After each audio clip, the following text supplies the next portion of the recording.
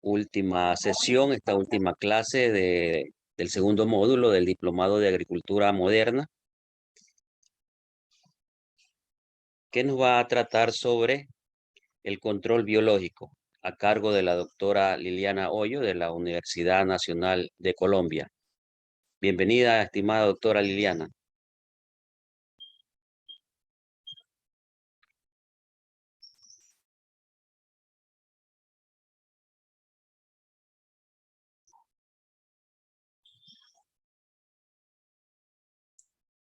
Muy buenas tardes a todos, ¿cómo están? Bien, bien. Bien, bienvenida. Bueno, muchísimas gracias. Em, Muchas gracias por la bienvenida. Voy a empezar entonces, empezaremos hoy el último módulo de este diplomado. El último, la última clase de este módulo del diplomado, ya quisieran. Bien, entonces el internet ha estado un poco intermitente hoy, voy a apagar mi cámara, pero entonces quería darles así la bienvenida. Muchas gracias. Bueno, hoy, como les prometí, quería empezar con un par de intervenciones que algunos de ustedes hicieron. Em, Muy gentilmente me enviaron un correo, les confieso que entre este millón de correos no he podido encontrarlo, así que si la persona que me lo envió puede mencionar su nombre en este momento, yo puedo abrir el correo si es tan gentil, que es sobre Sigatoka,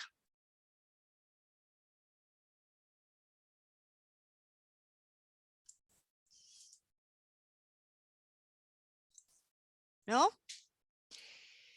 Bien, bueno, alguna de ustedes también hizo una pregunta. eh, Buenas tardes, buenas noches a todos. Una de ustedes también hizo una pregunta sobre antibióticos. Me gustaría, por favor, la repitiera para que empezáramos con esto, diéramos por iniciado con esto este módulo. Si está por aquí, ¿no? Parece que tampoco. Bien, entonces vamos a ver Buenas hoy. noches. Hola, buenas noches. Hola, profe, con Juliet, ¿cómo está? Juliet, muy buenas tardes, ¿cómo estás? Muy bien, ¿y usted qué tal? Bien, gracias. Juliet, tú quedaste con un asunto pendiente la semana pasada, ¿cierto? Sí, era precisamente la pregunta sobre los antibióticos. Sí, Lo que pasa es que pues yo le hacía la pregunta que yo he visto en campo que mucha gente utiliza antibióticos pues, que utilizan regularmente para animales, como la oxitetraciclina, sí, exacto. para controlar pues bacteriosis, digamos, en tomate o hasta en banano. Banano Gros Michel, pues más que todo en suroeste antioqueño. Entonces, pues yo no lo recomiendo por lo regular, pues porque sé pues pues los problemas que traen esto. Pero pues no sé de dónde la gente ha sacado que la utilización de ese tipo de antibióticos animales sirve también para el control, aunque pues obviamente controlan, pero pues la residualidad y la resistencia que se está adquiriendo de muchas bacterias y hongos es demasiada. Entonces yo le pregunté pues que a usted qué le parecía ese uso. Sí. em, en los antibióticos, exactamente el que tú mencionas, la oxitetraciclina es de uso animal y también de uso agropecuario, pues agrícola, ¿cierto? Entonces, por eso se denomina de uso agropecuario. Sin embargo, como acertadamente lo menciona Juliet, es un enorme problema de dimensiones inusitadas. El asunto es el siguiente. eh, los plásmidos de resistencia a antibióticos que están en las bacterias, que son regiones génicas extracromosomales redondas, pues que son circulares, por más acertadamente, estas pueden ser transmitidas a bacterias de su misma especie, ¿cierto? Pero también pueden ser entregadas a otras de diferentes especies. Entonces, cuando nosotros en agricultura hacemos uso de antibióticos, nosotros seleccionamos poblaciones de bacterias resistentes a los antibióticos por presión de selección. ¿Qué va a pasar? Yo les acabo de mencionar que las bacterias entregan los plásmidos, las regiones génicas donde están la resistencia, donde está alojada la resistencia a antibióticos, por ejemplo, unas santomonas a unas santomonas, pero unas santomonas también se lo puede entregar a un estreptococo o también se lo puede entregar a un E. coli o a cualquier otra enterobacteria. ¿De qué forma? Las bacterias tienen un mecanismo que se llama competencia. La competencia no es que una salga corriendo más rápido que la otra, sino que la competencia es que abren unos poros en sus membranas y toman ADN foráneo. Dentro de eso los plásmidos y los incorporan. La competencia bacteriana no es un fenómeno tan fortuito, realmente es común en la naturaleza. Y entonces, cuando nosotros seleccionamos en agricultura o por producción animal, bacterias que son resistentes o con pérdida de sensibilidad, es el término técnico, que ya no resisten que ya no resisten 100 partes por millón, sino que resisten 1000 partes por millón de un antibiótico o sencillamente ya lo detoxifican de facto. Entonces, eso hace que ese plásmido pueda ser pasado a una bacteria patogénica en nuestros estómagos, en nuestra piel o en contacto con los alimentos. No es cierto, ustedes ya lo saben, que nosotros lavando los frutos y tal, salgamos de los plaguicidas y salgamos de paso de las bacterias, que porque es el mugre que está afuera. Acuérdense que nosotros somos básicamente microorganismos. El problema es de dimensiones inusitadas. La resistencia a antibióticos es una epidemia en el mundo. Y además, ustedes saben, en este momento yo estoy en mi casa, ustedes desde sus propios lugares, y la razón es que tenemos un virus, pero ese virus a su vez deja tantas consecuencias en el cuerpo que es necesario el uso de antibióticos para que las personas puedan recuperarse de los efectos secundarios que tiene el virus. Si estas personas tienen poblaciones bacterianas que son resistentes a los antibióticos que se les está aplicando para paliar una infección, ¿qué va a suceder con esos seres humanos? ¿Qué creen ustedes que sucederá? Los escucho.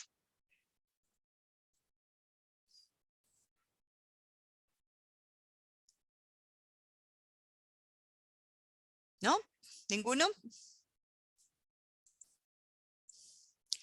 Que sencillamente entonces, a ver, miremos aquí en el chat, generan resistencia también, ¿cierto? Y entonces al generar resistencia a las bacterias que son patógenas a humanos, cualquier terapia que nos vayan a hacer ya es inservible. Es un riesgo enorme. Miremos aquí en el chat. El tratamiento va a ser inservible. Entonces esto es un riesgo. Este es un riesgo de salud humana, pero también es un riesgo en agricultura, es un riesgo en producción pecuaria y se dice entonces que nosotros somos frágiles a las infecciones bacterianas o por microorganismos. No sé si no han oído hablar de cuando una septicemia, que es una infección bacteriana sistémica, ataca a un ser humano, pues las esperanzas de vida lamentablemente son muy reducidas, ¿cierto? Y entonces, definitivamente vuelvo y reitero, el uso indiscriminado de antibióticos es un riesgo enorme. Dentro de lo que vamos a ver hoy hay unas alternativas muy interesantes. No, infortunadamente no alcanzo a mencionar todo lo que hay. Es también un curso completo de 6 meses, pero voy a intentar resumirles hoy todas las posibilidades que tenemos a través del control biológico de enfermedades de plantas, ¿cierto? Pero nosotros le decimos control, ¿y si es control? Yo prefiero llamarlo regulación biológica de enfermedades de plantas. ¿Por qué? Porque cuando nosotros decimos control, vendemos la expectativa de la imagen que estamos viendo aquí, de un insecticida, donde se aplica e inmediatamente hay una cosa que se llama efecto knockout. pero realmente no es tal. Lo que sucede aquí es que el insecticida o el plaguicida inmediatamente acaba con estas poblaciones. En control biológico no sucede así. Hay una cosa que se llama interacciones compensatorias entre especies, es decir, hay una, volvamos a las anotaciones, hay una población, esta es una, perdón, las rayas están torcidas, es horrible, perdón, una población que va subiendo, va subiendo, va subiendo. Vamos a suponer que esta es la plaga, ¿cierto? Y detrás, yo aplico aquí, hay una que lentamente va creciendo detrás hasta que logra regular a esta, pero nunca es 100%, está baja. Cuando está baja, esta va a caer después de esta forma. Y así sucesivamente mantienen una cosa que uno denomina un equilibrio dinámico, ¿cierto? Entonces esta va un poquito más rezagada, esta acá, entonces vuelve acá, esta vuelve y aumenta y esta aumenta con rezago.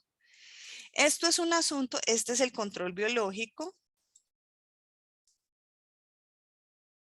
Y esta otra en negro es la plaga. Entonces, definitivamente, el control biológico no es control, es un fenómeno de regulación de poblaciones como ustedes lo están viendo aquí. Aplicas un controlador biológico cuando ves que se te está subiendo la plaga y él se demora o tarda en regular cuando hace su trabajo de forma pues eficiente. Entonces, la primera cosa es que el nivel de expectativas con respecto a lo que hace el control biológico pues no es exactamente adecuado. El único, voy a intentar borrar esto, borrar todos los dibujos. El único microorganismo que ha sido realmente abolido, ¿cierto? Es la viruela. Y sin embargo, pues sigue siendo guardado en algunos laboratorios. Esto fue en mayo de 1980, pero generalmente uno no logra erradicar un microorganismo. Entonces, con esto en mente, que no vamos a aniquilar la otra población, podemos empezar a ver cómo es la regulación biológica de enfermedades en plantas. La primera cosa es que la introducción de esto, ya todos la sabemos, es que nosotros somos un huésped que tiene una comunidad microbiana enorme. Entonces, aquí hablamos de holobionte. El holobionte es ese huésped individual y su comunidad microbiana. Cuando nosotros hablábamos de nosotros, de los seres humanos, hablábamos de cifras grandísimas. Quiero que pensemos en las plantas que no se mueven, que no se bañan, que no corren, que no cambian de sitio, que no migran. Seres que están quietecitos en el suelo, enterrados a través de las raíces. ¿Cómo será de enorme e inconmensurable esa comunidad? Entonces aquí, en este artículo que les estoy referenciando, podemos encontrar que hay muchas interacciones y que estas son dinámicas, ¿cierto? Entonces, si es así, ¿qué sucede cuando nosotros introducimos un agente de control biológico con todos estos microorganismos que están presentes en las comunidades microbianas naturales o autóctonas de las especies de plantas? ¿Qué creen ustedes? Volvámonos a este. Bueno, parece que hoy estamos como muy silentes. Básicamente, se establecen interacciones de diferentes tipos entre estas comunidades, pero además puede ser que haya competencia, que haya una relación neutral, en fin. Pero lo cierto es que uno propende porque haya competencia exactamente. Sin embargo, a veces esa competencia es momentánea, ¿cierto? Es importante entender que las plantas también tienen unos simbiontes que modulan muchas de las interacciones y que varía con la presencia de otros microorganismos. Entonces, hay interacciones benéficas, de daño y neutrales. y están absolutamente mediadas por factores ambientales. La planta en sí misma, y quiero que recordemos súper bien esto, la planta modula qué van a ser los controladores biológicos, el tipo de suelo, las prácticas de manejo. Entonces, definitivamente nosotros estamos trabajando con un metaorganismo, un superorganismo, y entonces los biofertilizantes o plaguicidas, ¿cierto?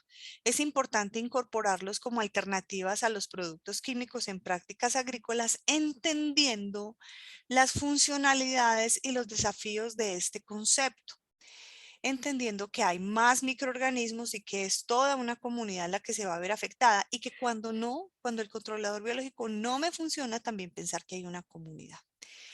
¿Cómo, cómo, cómo podemos empezar a pensar en esto?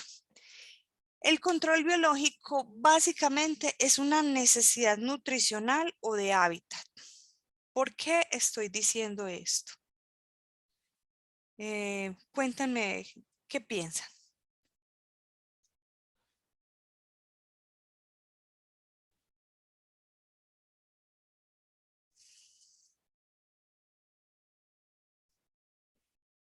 A ver, miremos aquí en el chat.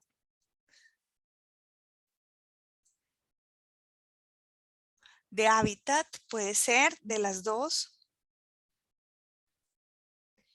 A ver, miremos qué dice Juan. De hábitat.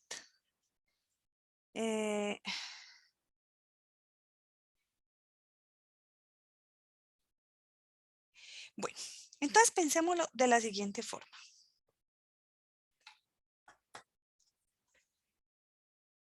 Si puedo repetir la pregunta, Ramiro.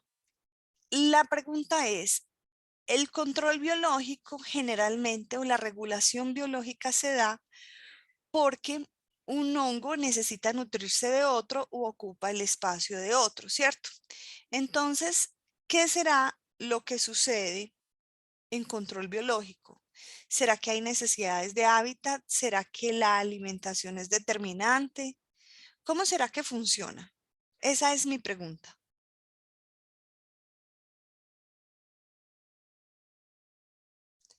Pues miremos, hay de todo un poco. Me gustaría empezar por una de estas interacciones. Esta gráfica que está aquí, a ver, miremos. Hay equilibrio, sí.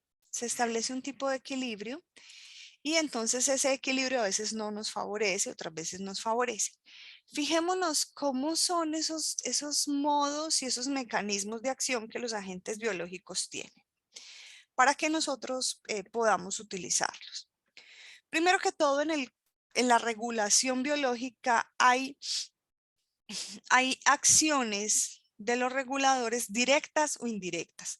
Nosotros generalmente trabajamos con las indirectas, pero miremos las directas para iniciar. Las interacciones directas o los modos de ataque son la depredación, el parasitismo y la hipovirulencia, que este es un intermedio. La depredación es cuando un nematodo depredador ataca a un fitopatógeno, eso es directo, no hay mediación. En el parasitismo hay unas enzimas líticas, unas enzimas degradadoras de las paredes, por ejemplo, tricoderma degrada en la pared de un Rhizoctonia. No hay especificidad y ahí no hay intermediarios. En la hipovirulencia es cuando hay virus que, por ejemplo, son capaces de silenciar o de inhibir la virulencia de un patógeno como un hongo o una bacteria, esos son fagos. Entonces esto es un mecanismo directo, pero la generalidad es que nosotros utilicemos mecanismos indirectos como la inhibición, la competencia y el favorecimiento a la planta. Entonces, veamos lo siguiente. Cuando nosotros hablamos de inhibición, hablamos de que hay antibiosis. Los microorganismos producen antibióticos y eso acaba con varios microorganismos independientemente. Hay enzimas líticas que a veces se secretan sin una diana específica y no hay no hay especificidad. Entonces, al no haber especificidad, hay consecuencias en organismos buenos, malos y feos. Ya vamos a ver un caso de esos, donde dos benéficos definitivamente no pueden estar juntos. Hay otros que se llaman productos de desecho no regulado. Imagínense que hacen los microorganismos, producen compuestos cianhídricos, en fin. Algunas veces compiten por nutrición, ¿cierto? Consumen de lo mismo, otras veces secuestran el hierro que los otros quieren consumir y a veces hay ocupación física del nicho. Entonces llega un hongo a alojarse en un tipo específico de hábitat en la raíz, pero ya está ocupado por otro, como en el caso de las micorrizas. Y hay un tercer método indirecto que es el favorecimiento de la planta, que es la estimulación de rutas de defensa en la planta hospedera o del metabolismo fenilpropanoide se llama. Y el mejoramiento del estado nutricional por solubilización de nutrientes, entonces una planta bien nutrida se puede defender mejor. Y la otra es estimulación de crecimiento por producción a análogos a hormonas. Entonces, vamos a ver un poquito en detalle esto. Hay métodos de control biológico, ¿cierto?, que definitivamente atacan a los patógenos. Nosotros acabamos de ver varios de ellos, las enzimas, los antibióticos, pero aquí estoy hablando también de otras cosas que se llaman moléculas de quorum quenching y lipopéptidos. Los introduzco a estos términos para quienes no les son familiares. Estos son moléculas inhibidoras o antibióticos, pueden ser los lipopéptidos, y el quorum quenching es un método de regulación de poblaciones patogénicas. Por otro lado, aquí hay crecimiento y desarrollo estimulado hacia la planta, lo cual le confiere una ventaja, ¿cierto? Y esta ventaja en crecimiento hace que se escape de los patógenos. El control biológico puede también ser visto así. Entonces, el control biológico va dirigido hacia el patógeno o hacia el favorecimiento de la planta, una de dos. Pero entonces, básicamente, ¿por qué un controlador biológico hace todas estas cosas? Aquí les tengo varios tipos de comida, ¿cierto? Pero permítanme preguntarles, ¿a quién de ustedes, por ejemplo, no le gustan los mariscos? ¿Hay alguien en el grupo a quien no le gusten o no tolere los mariscos? Pueden contarme en el chat.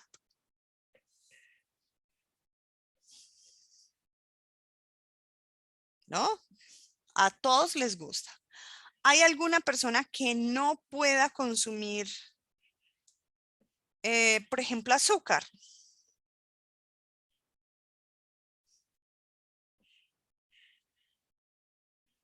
¿No? Todos pueden consumir azúcar. Todos están bien de colesterol, etcétera, etcétera, etcétera. Pero supongamos, les voy a poner el ejemplo con sushi. Es uno de los ejercicios que hago cuando puedo ver a mis estudiantes o cuando los podía ver cuando no había COVID. Para explicarles el control biológico, lo que yo hacía era llevar sushi a clase. Poco sushi, para decir verdad, porque no le daba una porción a cada uno, sino que sencillamente ellos se paraban en un sitio del salón y les ponía sushi, pero en otra mesa había arroz crudo, en otra mesa había pescado y en otra mesa alga, nori, con la que se hace el sushi. Definitivamente son lo mismo, ¿cierto? Pero la preparación es diferente. Entonces, el juego en clase consiste en que cada estudiante es un controlador biológico, pero la mayoría se van por el sushi. Hay algunos que dicen que no quieren comer pescado crudo y definitivamente ni lo tocan. Otros que nunca lo han visto, pero se atreven a probarlos, y otros que se lo quieren comer todo. Básicamente así son los controladores biológicos, ¿cierto? Es afinidad por el sustrato, una de las primeras cosas que nosotros estudiamos en control biológico, y es que no todo sirve para todo. Imagínense si, por ejemplo, a uno de mis estudiantes que es alérgico al pescado crudo, yo le ofrezco sushi, pues él no come, ¿cierto? Pero si hay un extraterrestre viéndonos en clase y ve que mayoritariamente de 20 estudiantes, 18 están comiendo sushi, entonces el extraterrestre dice, ok, A los seres humanos les gusta el sushi y el sushi es una plaga en mi planeta. Necesito controlar el sushi. Entonces toma por accidente uno de los que no quiere pescado crudo y se lo lleva y dice, este es un controlador biológico de sushi, y mentiras que no, que es una persona que no come pescado crudo. A ti no te gusta. Ok. Entonces es un buen ejemplo. Entonces esas generalizaciones sobre las preferencias alimentarias o de hábitats, que igual está siendo el supuesto extraterrestre de nuestro ejemplo, es igual a que lo que nosotros hacemos con control biológico. Decimos tricoderma y tricoderma controla todo. No es cierto. O micorrizas, y las micorrizas tienen contextos de uso, ¿cierto? Pseudomonas, veamos cómo se utilizan. Entonces, lo que vamos a hacer ahorita es estudiar un poquito en estos contextos cómo funcionan los controladores biológicos, porque son tan específicos como nosotros. Bien.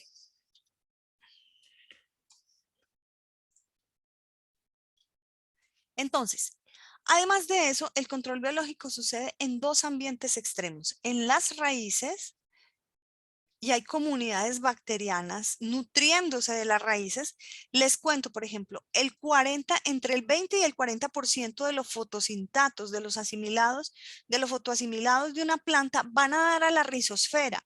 O sea, la planta sintetiza aquí y lo libera en las raíces como si nada fuera.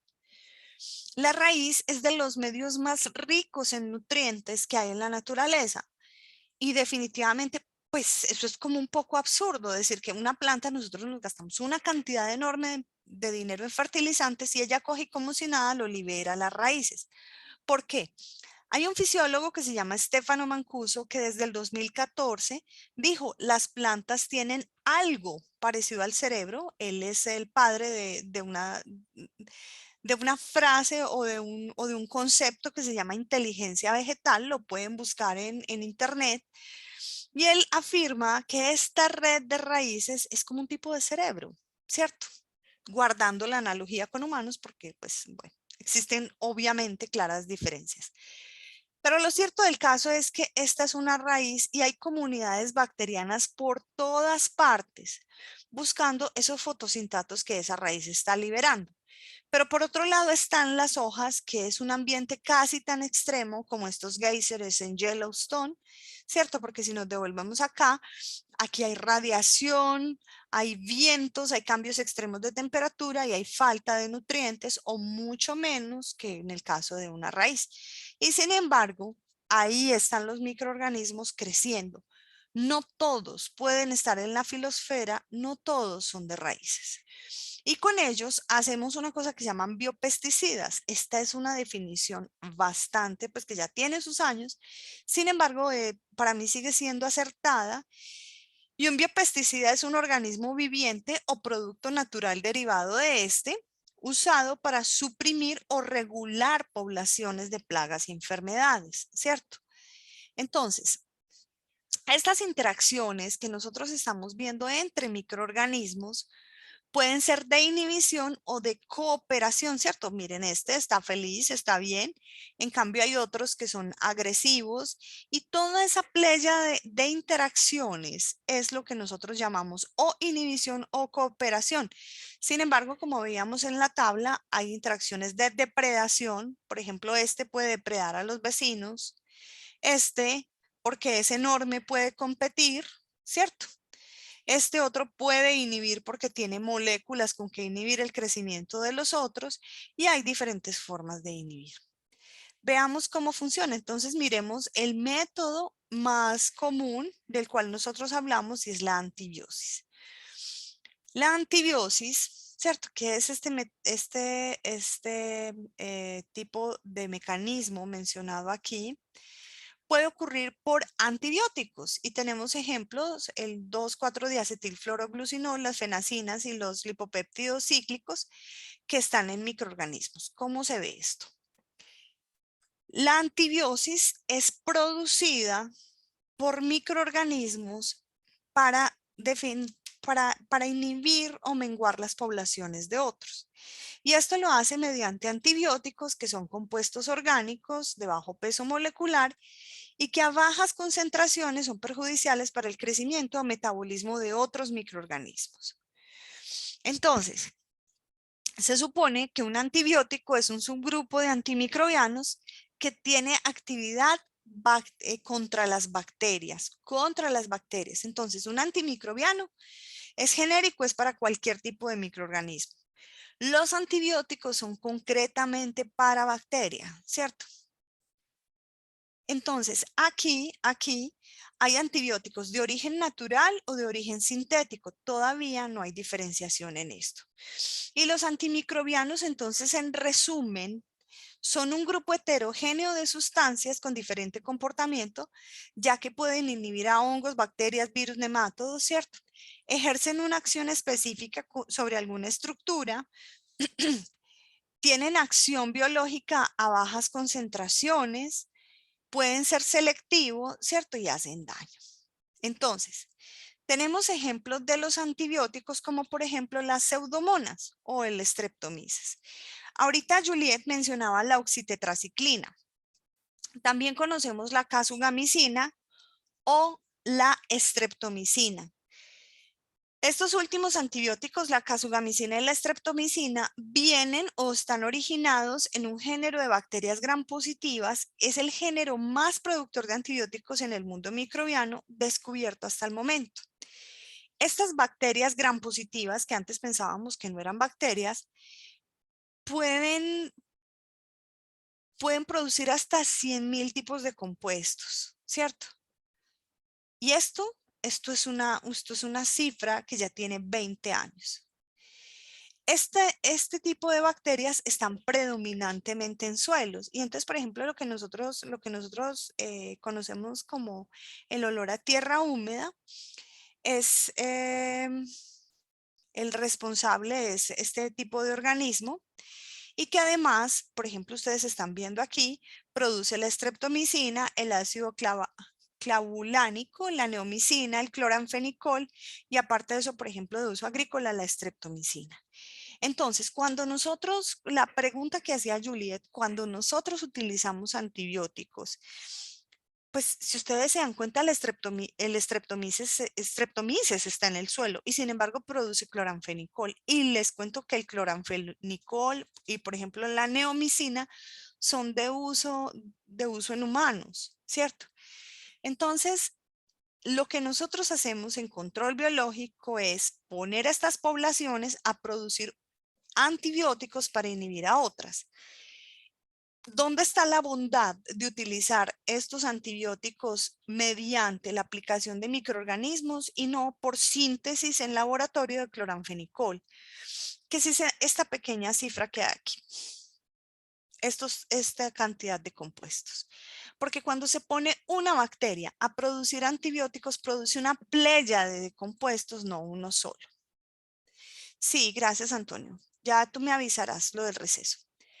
Bien, entonces, por ejemplo, aquí está Streptomyces. Esta es la bacteria. Aquí la vemos, produce como unos filamentos, así crece en cajas de Petri y es altamente inhibidora. Ya vieron ustedes de otros organismos. Sin embargo, también quiero decirles que hay unos géneros de Streptomyces como Streptomyces scabies que causa enfermedades en tubérculos. Bueno, entonces, los antibióticos, que son precisamente los que tienen como diana las bacterias, pueden actuar en síntesis de pared celular, integridad de pared celular, síntesis de ADN, membrana citoplasmática, etc. ¿Qué es lo interesante aquí? ¿Qué es lo interesante? Es que aquí tenemos una cantidad de interacciones que cuando se tiene una bacteria produciendo esta cantidad de compuestos, pues no hay presión de selección sobre una organela en general, lo que sí sucede con los plaguicidas sintéticos, y entonces esto establece un equilibrio, por eso es que no todas se mueren de una. Hay otro mecanismo que nosotros también utilizamos, que es el parasitismo. Permítame un segundo. ¿Cuál es la diferencia si la bacteria es gram positiva o gram negativa? Es enorme. Las bacterias gram negativas se decía que mayoritariamente son fitopatógenas. Entonces, nosotros el mayor espectro de bacterias gram negativas que tenemos y que conocemos son fitopatógenas. Hay otras cuantas gram positivas fitopatógenas, pero en las gram positivas están los bacillus, por ejemplo, o los streptomyces.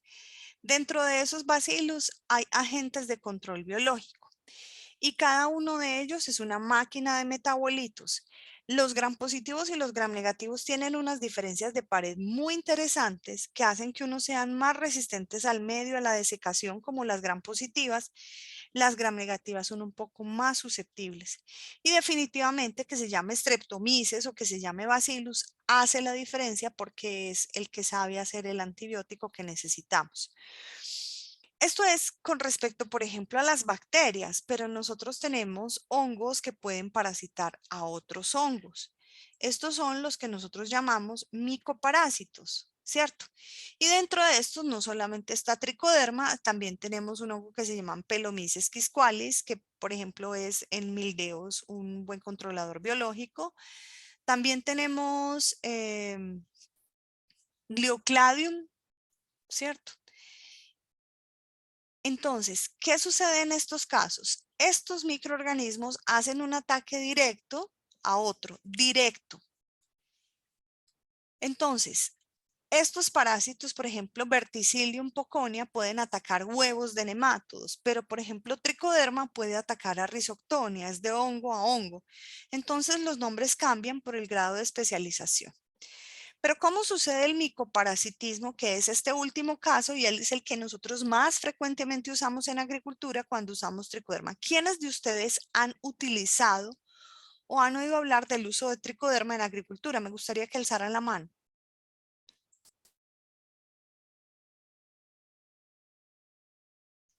Ok, no veo reacciones. Sí, tricoderma también sintetiza antibióticos, sí señora. Sí. Para control de botritis, sí señor.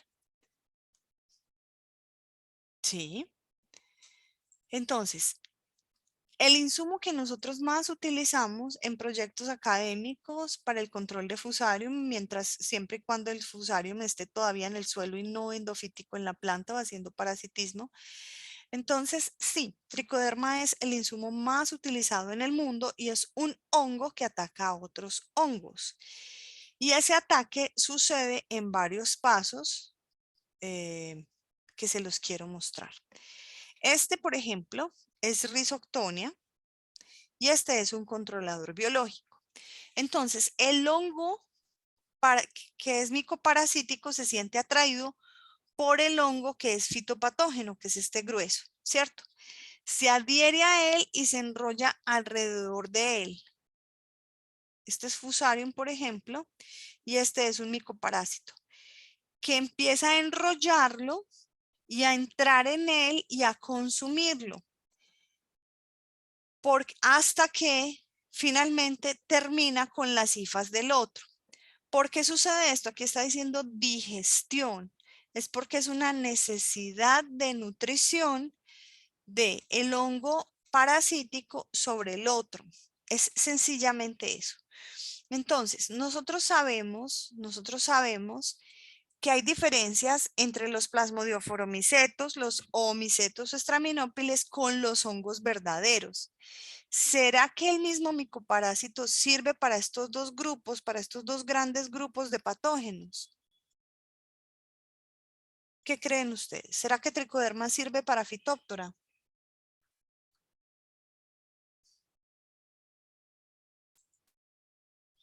Puede que no. La probabilidad más alta es que no, que haya que estudiar cepas específicas. ¿Es cierto, Juliet? No, a lo mejor no. Y en contextos no. Hay contextos donde puede no servir, ¿cierto? Pero resulta que quiero mostrarles un controlador, ¿cierto? O un regulador biológico no produce un solo tipo de cosas. Puede producir antibióticos y enzimas, y esas enzimas son las que hace que sea micoparásito. Entonces, bueno, estas fotos están un poco lavadas, pero esta es una conidia de Mycosphaerella, su estado anamórfico, pseudocercóspora. y paracercóspora, que son los de las dos micosferelas, tienen conidias similares. Entonces, esta es una conidia sana, esta es una conidia afectada por controladores biológicos. Aquí hay muerte, pero también hay degradación. Entonces, pueden haber antibióticos y enzimas.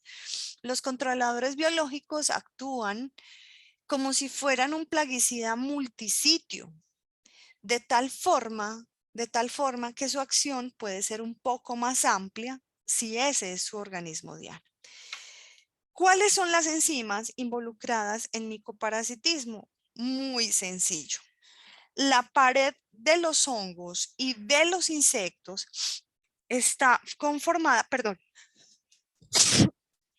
discúlpenme por favor, está conformada por quitina y la quitina es un polímero de N-acetil beta-glucosamina, ¿cierto? Entonces, como ese es un polímero de muchas unidades, lo que estos hongos quieren es degradar ese polímero para acceder a este azúcar. Miremos aquí. Estas son las quitinasas y endoquitinasas, por ejemplo, de tricoderma, pero me parece un poco más interesante que miremos este ejemplo. Miren, este es, ay, perdón, no sé si escucharon esto, es que esto tiene una animación toda loca. Discúlpenme. Esta es la celulosa. La celulosa en plantas es un polímero también de 8.000 a 12.000 unidades de glucosa. Háganse de cuenta que también esto fuera quitina, que es un polímero de N-acetilglucosamina. Estas enzimas lo que hacen es que tienen un túnel por donde pasan estos largos polímeros, un brazo, y este corta el azúcar. Es horrible, pero los despierta. No sé si lo escucharon. ¿Escucharon ese sonido de la animación? Parece que no. Ok, bueno, menos mal, porque esa animación hace una bulla horrible. Bien, entonces, fíjense que estos son polímeros que son partidos por una enzima lítica. Estas son o una quitinasa o una celulasa. Y así es como ellas funcionan. Este es el túnel, este es un brazo que dice voy a cortar 2 unidades, voy a cortar una. Y así va degradando. ¿Y qué es lo que el microorganismo quiere? Yo les dije que el control biológico era una necesidad nutricional. Entonces, lo que quiere Tricoderma, que lo que quieren los otros controladores biológicos es acceder a este azúcar simple para poder nutrir y crecer, para poder nutrirse y crecer. Entonces, esta es una fuente de energía. Así como a nosotros nos gusta el azúcar, pues a los microorganismos también. Y quieren estos azúcares simples porque son más digeribles. Y para digerirlos necesitan estas enzimas. Entonces, fíjense que no es que ellos, ay, tan lindos, tan útiles, que quieran hacer el trabajo por nosotros. No, nosotros encontramos que ellos hacían ese trabajo y nos sirvió. Entonces, así es como funcionan las enzimas, ¿cierto? Van degradando la pared. Bien sea, volvamos acá, de los insectos, de los hongos o de los oomicetos, a partir de sus principales componentes de pared. Los hongos verdaderos de quitina, los oomicetos de celulosa. ¿Recuerdan eso? Entonces, estas enzimas, ¿cierto? Se llaman celulasas o quitinasas y cortan en unidades de diferente tamaño. Aquí está la información. Hay cepas de tricoderma que, por ejemplo, tienen más de estas, otras tienen más de esta. Puede haber una cepa que tenga bien de las tres o que tenga baja cantidad de todas las enzimas. Entonces, generalizar en que tricoderma hace todo este trabajo no es cierto, porque cada cosa de estas está regulada por un gen y por la afinidad que tiene el microorganismo. Si es con glucanasas para degradar la glucosa o la celulosa, miren lo que sucede. Ya les mostré, la celulosa es un polímero de 8.000 a 12.000 unidades de glucosa. Entonces hay unas enzimas que parten al azar, ¿cierto? Y dejan pequeñas moléculas y luego las glucosidasas las dejan en glucosa simple. Esto es lo que hacen esta playa. Cuando uno dice quitinasas, en realidad las quitinasas son varias. Cuando uno dice glucanasas, en realidad son varios tipos de enzima que van cortando el polímero hasta que queda en un azúcar simple para poderse nutrir. Discúlpenme. Entonces,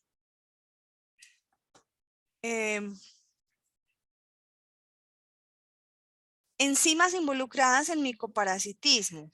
Hay muchas. Yo les estaba mostrando las quitinasas y las glucanasas, pero en realidad las paredes de los hongos, las paredes de los microorganismos también tienen otro poquitico, no tienen solamente quitina, sino que también tienen otro tipo de enzimas. Entonces, los hongos están preparados para poder degradar todo ese tipo de componentes de pared que puedan tener los hongos o que puedan tener los insectos o que puedan tener los oomicetos. De tal forma que uno lo que hace es una selección de organismos buenos productores de enzimas y por eso vuelvo y le reitero, uno puede decir, ay, tricoderma sirve para todo. No, hay una especificidad por cepas que permite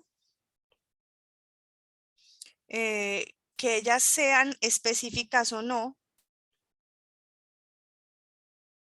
y que hace que ataquen más o menos a ciertos tipos de microorganismos.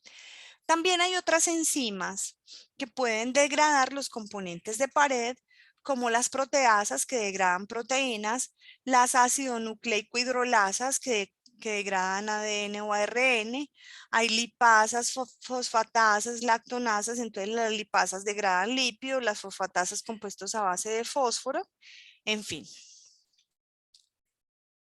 También hay otro tipo de metabolitos secundarios que producen estos microorganismos que son muy interesantes y que están en algunas cepas, así como, por ejemplo,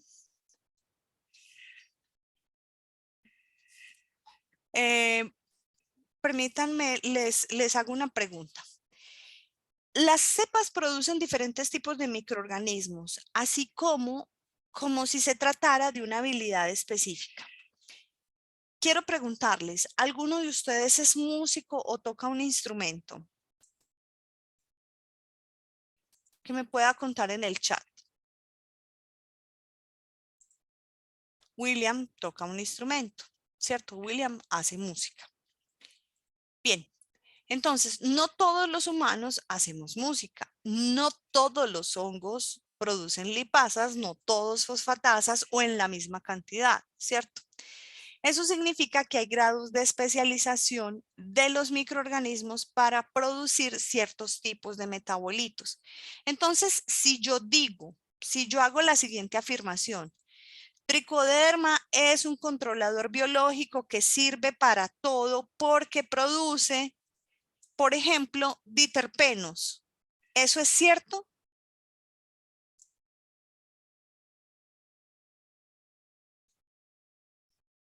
No, ¿cierto? ¿Alguien opina algo diferente? No, no. Esa especificidad es por cepas, ¿cierto? Entonces, por eso, lo que uno hace es solicitar, cuando uno es usuario de agentes de control biológico, las pruebas técnicas o las pruebas agronómicas para saber si sobre ese patógeno o en esa planta, en ese cultivo, funciona el controlador. Porque a veces se hacen generalidades como si fuera una aspirina de la acción del controlador biológico y eso no es cierto porque cada controlador biológico, el tricoderma, la cepa de tricoderma que utilizan y que licencian en Ecuador o las que utilizan en Ecuador son diferentes a las que utilizamos en Colombia. Y adicionalmente, yo les conté que los hongos lo que quieren es producir azúcar, ¿cierto? ¿Para qué quieren ese azúcar? Ese azúcar, ese es un polímero de carbono. Pero si supongamos en condiciones de alta glucosa, a un controlador biológico en laboratorio se le da glucosa, pues él no va a producir estas enzimas, no le interesa, porque ya le están dando la glucosa.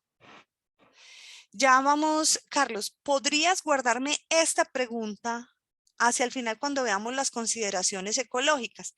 Pero adelantadamente te voy a hacer la siguiente pregunta yo a ti para que me ayudes a responder esto. Si todas las cepas de tricoderma inicialmente necesitan un azúcar simple para crecer,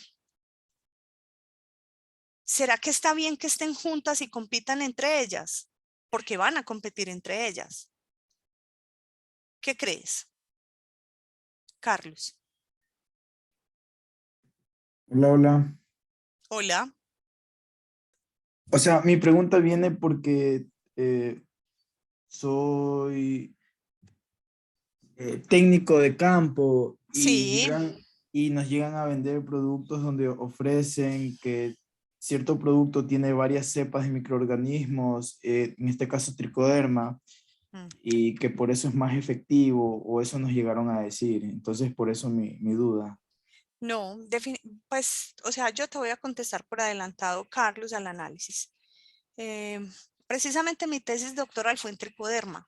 8 años trabajé en tricoderma. Hice muchos experimentos. Tricoderma compite inicialmente en sus estados primarios de crecimiento. Ella necesita azúcar. Y las cepas de tricoderma juntas compiten. Tengo unos experimentos que puedo mostrarles hacia el final, donde se demuestra que cuando hay mezclas de cepas funciona menos bien que cuando hay una. La estrategia es ¿cuál? Rotarlas, utilizar una cepa una vez, luego otra y luego otra. Esa es mi estrategia en campo, ¿cierto? Para mí es lo indicado porque las mezclas no son buenas. Además, quiero decirles que también mediante la fertilización nosotros hacemos que los biocontroladores funcionen diferente, ¿cierto? Por ejemplo, cuando hay aplicaciones altas de nitrógeno, los biocontroladores decaen. Bueno, y aquí con competencia vamos a empezar a ver un caso que me van a entender súper bien, las micorrizas y el fósforo. Hemos visto antibiosis, hemos visto parasitismo, hemos visto, vamos a empezar a ver competencia. La competencia es el modo en el cual funcionan los controladores biológicos y pueden haber 3 diferentes mecanismos mínimos, pues deben haber más. La competencia por consumo de exudados, lo que les estaba diciendo, a las cepas de tricoderma inicialmente les gusta el azúcar, pero puede que compitan por el azúcar con otros hongos. Hay otro nutriente muy especial para los microorganismos en suelos, que es el hierro. Pero hierro con 2 R's nomás, aquí tiene 3. Eso se llaman mecanismos de quelación. Y el otro método de competencia es ocupación física de nicho. ¿Qué pasa si la rizosfera de una planta está ocupada por una micorriza y muy bien cubierta por una micorriza y llega Fusarium o Pythium a intentar atacar? ¿Qué va a suceder en ese caso?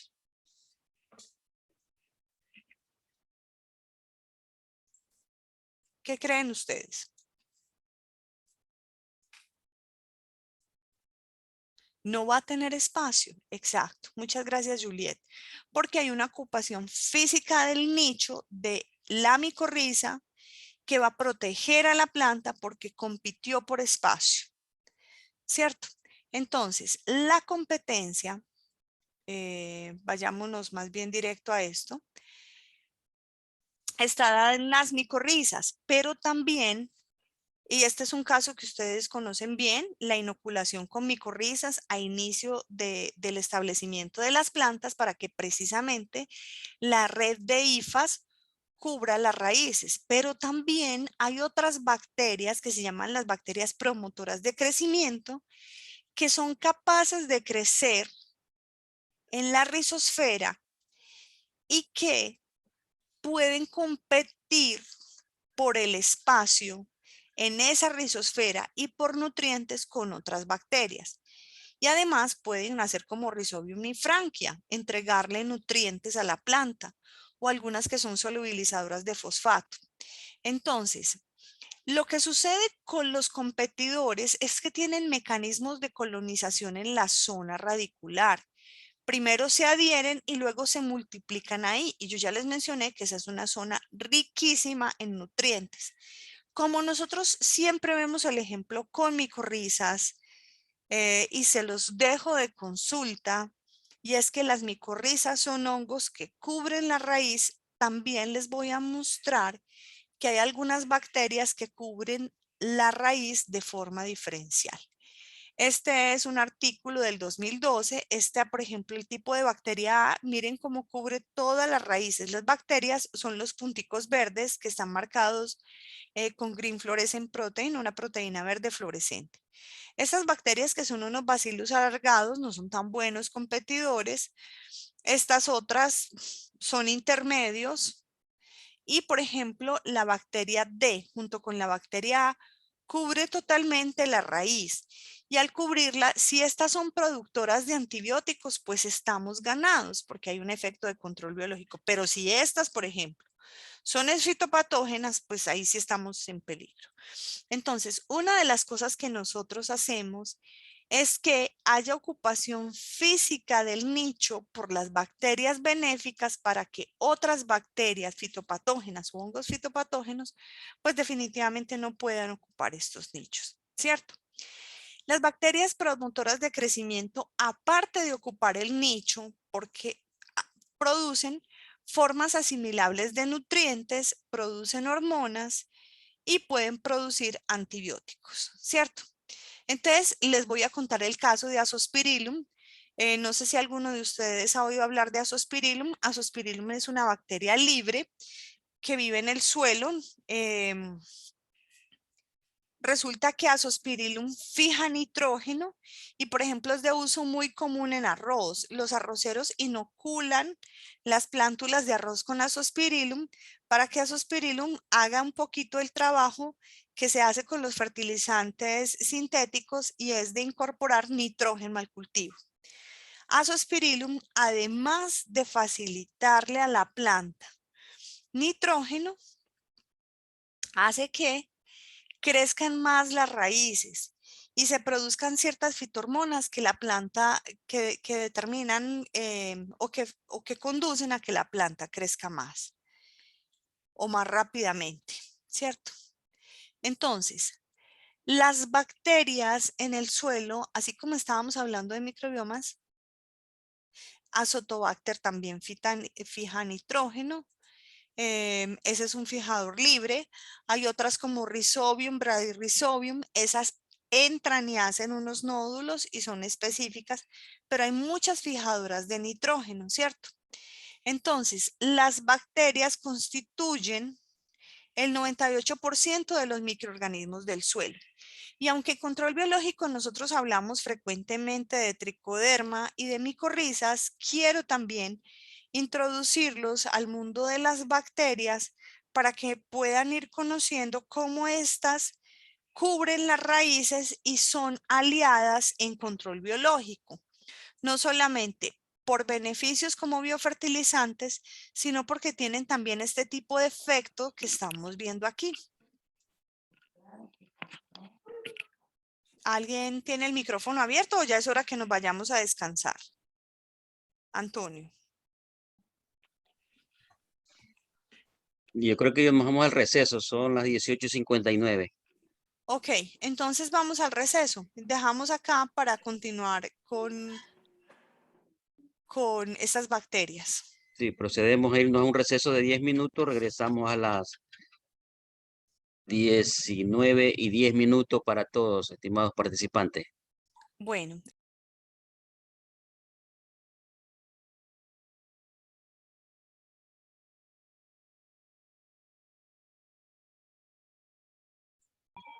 La segunda hora de Diplomado de Agricultura Moderna. Adelante, doctora Liliana. perfecto, muchas gracias. Por favor, Dayanara y Carlos, me excusan que no me había dado cuenta que ustedes habían escrito, así que por favor, que habían levantado la mano, así que por favor en el orden en el que aparecen, Carlos y luego Dayanara, adelante con sus intervenciones.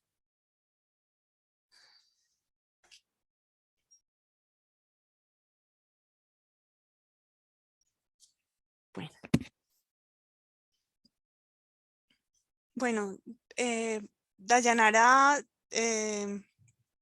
¿tienes alguna observación, alguna pregunta que tu mano aparece levantada? Bueno, parece que no. Entonces, les voy a pedir el gran favor, cuando tengan preguntas o esto, siéntanse libres de intervenir. Ah, ok, muchas gracias, perdón. Era que no había visto cuando les pedí levantar la mano, no los había visto a ustedes dos particularmente. Pero cuando quieran hacer intervenciones, siéntanse libre de hacerlo. Voy a seguir compartiendo aquí para que continuemos. Estamos viendo, nos habíamos quedado por aquí cuando entonces los controladores tienen una cosa que se llama efecto rizosférico. Yo se los había estado mencionando como una competencia, pero también es importante que hablemos de que en términos de competencia, a ver, miremos. Ok, gracias. Que en términos de esa competencia, también se puede presentar o se presenta con muchísima frecuencia la estimulación de crecimiento microbiano a través de la raíz, pero también estimulación de crecimiento de la planta. Porque sucede algo parecido a lo de la animación que se nos paró, pero aquí está. Y esto es básicamente debido al efecto de estos microorganismos. Miren esta foto. Estas son bacterias, ¿cierto? En una raíz. Resulta que más o menos el 15% de las raíces están cubiertas por microorganismos. Entonces, lo que nosotros queremos es que se cubra toda con bacterias benéficas. Y aparte de bacterias, entonces también aparezcan estos otros hongos de los cuales hemos estado hablando, que son las micorrizas. Micorrizas hay muchos más tipos que las ectomicorrizas y las micorrizas arbusculares. Les cuento que hay más o menos unos 7 tipos de micorrizas. Algunas se llaman micorrizas ericoides, otras arbutoides, otras de orquídeas, en fin. Pero quiero mostrarles estas dos específicamente, las ectomicorrizas que son propias de especies forestales y las micorrizas arbusculares. Lo que hacen estas es que son simbiontes, ¿cierto? Colonizan estos tejidos de la raíz y además entonces crecen por fuera. Y lo que ellas hacen es ingresar nutrientes a la planta y la planta a su vez le da compuestos de carbono. Esta es una simbiosis. Las micorrizas son supremamente importantes ahí en la raíz y son hongos que pertenecen al grupo de los glomeromicetos. Las ectomicorrizas pertenecen a otros grupos superiores como ascomicetos y basidiomicetos y principalmente basidiomicetos, y tienen la capacidad de formar esto que se llama red de Harting. Eso que estamos viendo en moradito son redes de hifas que se hacen alrededor de la planta. Para que nos hagamos a una idea de cómo se estimula el crecimiento de raíces, esta es una planta no micorrizada, esta es una planta micorrizada, esta imagen pues me la encontré en internet y fíjense que la capacidad de exploración de raíces es muchísimo mayor. Se estima que es 10 veces mayor en plantas no micorrizadas, en plantas micorrizadas que en plantas no micorrizadas. Perdón, es que hoy este celular no he sido capaz de silenciarlo porque estoy con un celular ajeno. Mis excusas, estos sonidos que nos han interrumpido.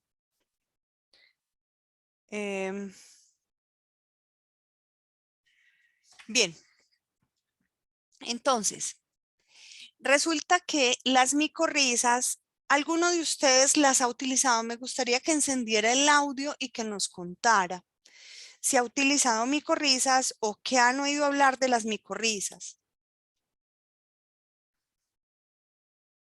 ¿Ninguno?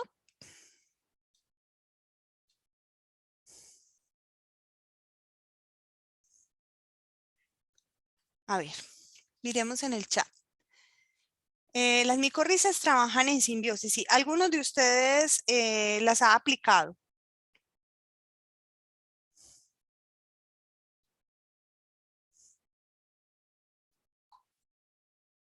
¿No? ¿Ninguno?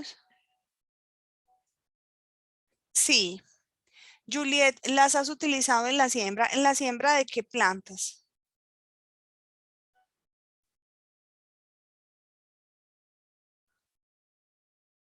En banano y en tomate. ¿Y en qué momento las aplicas?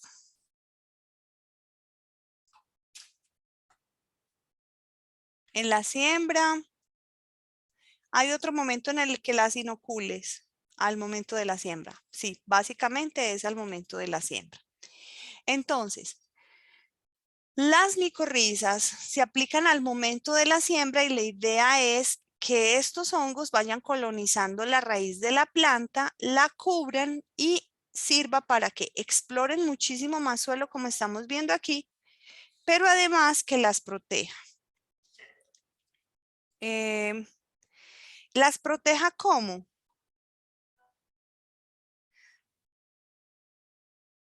¿Cómo se les ocurre que puede proteger esta micorriza las raíces de la planta que coloniza?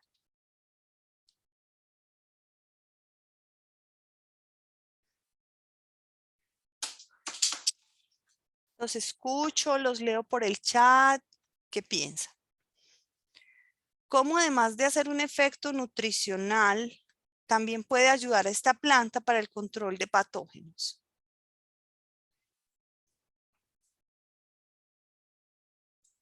Bueno, devolvámonos aquí a esta imagen.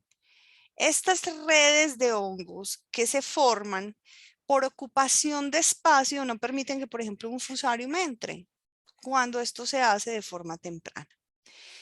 Sin embargo, es importante decirles que esta micorriza, perdón, estoy yendo y viniendo,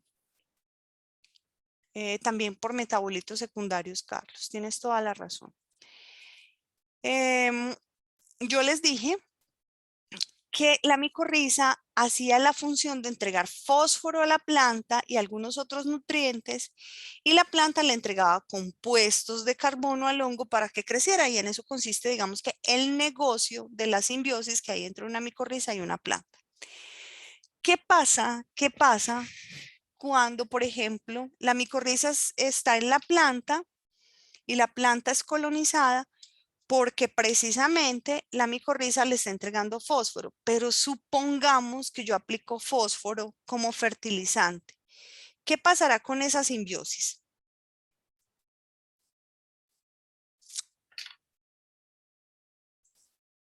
Los leo. Se pierde. Sí, señora, sí, Dayanara. Porque la planta dice, ok, te estoy teniendo que entregar compuestos de carbono que son difíciles de sintetizar y tú me estás entregando fósforo. Pero resulta que por otro lado también me lo estás entregando gratis. Entonces, si nosotros aplicamos micorrizas y fertilizamos constantemente con fósforo, es importante que entendamos que las micorrizas que aplicamos van a disminuir, porque va a suceder una cosa que se llama sanción a simbiosis por los fertilizantes. Y es que a la planta no le interesa estar en una interacción donde ya pierde carbono cuando el agricultor, el productor, nosotros los técnicos le estamos entregando fósforo. Entonces las plantas, cuando tienen controladores biológicos, por ejemplo, aquí estamos viendo el caso de bacterias que hacen biocontrol, y cuando hay enmiendas de sulfato de amonio y salicilato, ellas bajan, las poblaciones bajan. Entonces es importante entregarlas, pero no tanto. Sí, sí, Carlos, esto se ha visto. Esto se llama, algunas veces es tan agresiva la colonización de las rizobacterias o de las micorrizas que crecen menos porque es como si tuvieran un patógeno. Y me encanta esa participación, Carlos, y le agradezco muchísimo porque definitivamente, esto reitera lo que les estoy diciendo ahorita. Y es que no necesariamente benéfico es bueno. Es sencillamente una forma de llamar genéricamente a estos microorganismos, pero hay que hacer pruebas específicas que permitan determinar sí el beneficio es el esperado, porque cada una de estas cosas es bastante específicas. También quiero contarles, para continuar un poquito, que hay otros mecanismos de competencia como los sideróforos. Los sideróforos son unas moléculas que fijan el hierro. Permítanme mostrarles. Este es el hierro que está libre en el suelo y aquí hay un microorganismo aumentado yo no sé cuántas veces. Entonces, esto es un sideróforo. Un sideróforo es una molécula, ¿cierto? Un hexapéptido de glicina y ornitina. Entonces, esa molécula hace como, digamos que estos anillos y ahí se fija el hierro y ese hierro luego es removilizado. Entonces, si supongamos este es un microorganismo afín a este hierro, no puede crecer. Este es uno de los mecanismos de las pseudomonas. La roca fosfórica, Juliet, necesita ser solubilizada por los microorganismos. Lo hacen básicamente algunas bacterias y algunos mucorales como Mortierella. Entonces aquí es un trabajo diferente, es una forma un poco menos disponible y la micorriza se ve menos alterada. Volvamos aquí a los sideróforos. Entonces, este es un caso de secuestro de hierro. Esto es competencia por un nutriente que luego va a ser entregado a este y no a este. Y supongamos que esta es una Burkholderia o una Ralstonia y esta una Pseudomonas. Entonces, este es uno de los mecanismos que sirve en control biológico para las bacterias. ¿Y qué hacen con ese hierro? Proteínas de almacenamiento o algunas veces hay fitosideróforos y se los entrega a la planta. Entonces, si ven que hay muchas estrategias y esas estrategias básicamente están determinadas por la capacidad de los microorganismos de cubrir las raíces. Quiero que vean esta imagen. Estas son raíces de una planta teñidas de rojo y estos hilitos delgaditicos son tricoderma, el T22, así se llama. Entonces, esta capacidad de cubrir a las raíces se llama competencia rizosférica. Todos estos microorganismos que estamos hablando, que nos sirven en control biológico, tienen esa capacidad. Tricoderma, empecé hablando de este y quiero terminar esta partecita con este también, antes de empezar a hablar de quorum quenching. Tricoderma es uno de esos microorganismos. Como les decía, es de los más utilizados, pero les voy a contar algo. Tricoderma en realidad en el mundo es más utilizado por su potencial de producción de enzimas, junto con Aspergillus. Imagínense que esa capacidad de degradar celulosa es utilizada para el blanqueamiento de la pulpa de papel. Es decir, el papel es madera, ¿cierto? Que la tienen que malear hasta que queden láminas. Eso también se hace con ayudas de enzimas y estas enzimas, las celulasas, son de tricoderma. También en la industria farmacéutica están las N-acetilglucosaminidasas, en la industria de alimentos para partir esos polímeros largototes y sean enzimas simples que puedan ser aprovechadas, azúcares simples que puedan ser aprovechadas en biocombustibles de tercera generación y además esto que dice aquí, degradación de agentes xenobióticos. ¿Qué es degradación de agentes xenobióticos? Que hay plaguicidas que se acumulan en el suelo o agentes tóxicos y tricoderma sirve para degradarlos. Pero aparte de todo eso, es el bioregulador de hongo fitopatógeno más empleado en el mundo, es parásito de huevos de nematodos y es estimulador de crecimiento en plantas. ¿Cómo funciona? Estas pruebas que estamos viendo aquí, todo esto, mayoritariamente son imágenes, no todas, salvo estas, son imágenes extraídas de los trabajos que hemos realizado. Quiero que miren estas imágenes aquí en este mosaico. Esta es una cepa que es capaz de cubrir muy bien las raíces de frijol.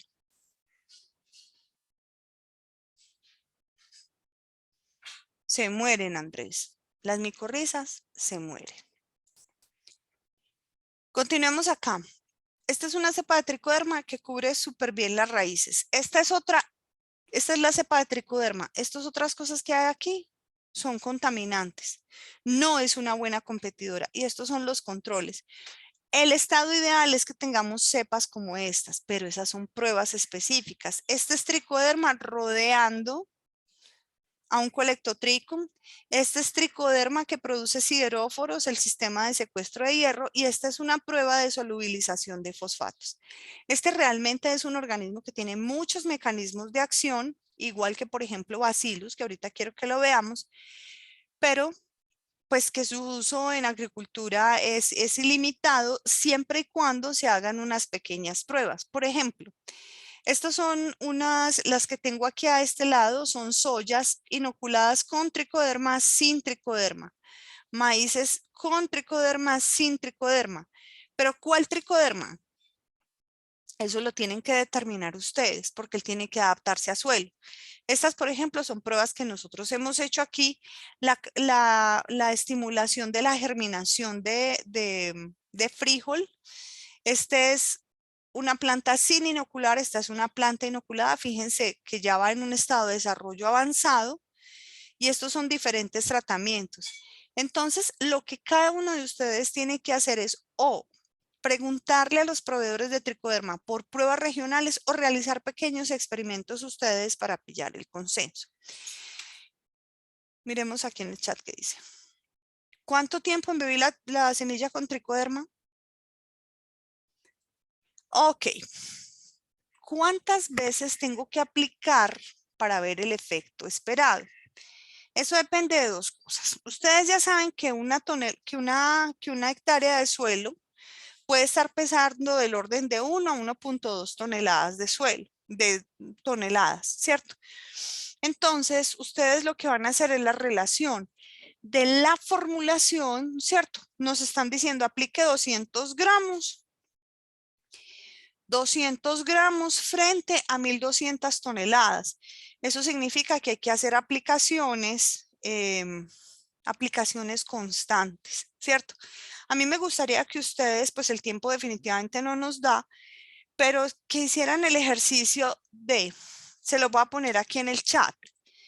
Nosotros tenemos aplicaciones, vamos a suponer que sea de 1 kilogramo. 1 kilogramo es igual, ¿cierto?, a 1.000 gramos dividido 1.200 toneladas. Esto les dice claramente cuál es la relación. La relación es súper bajita, súper bajita. O al revés. ¿Cuánto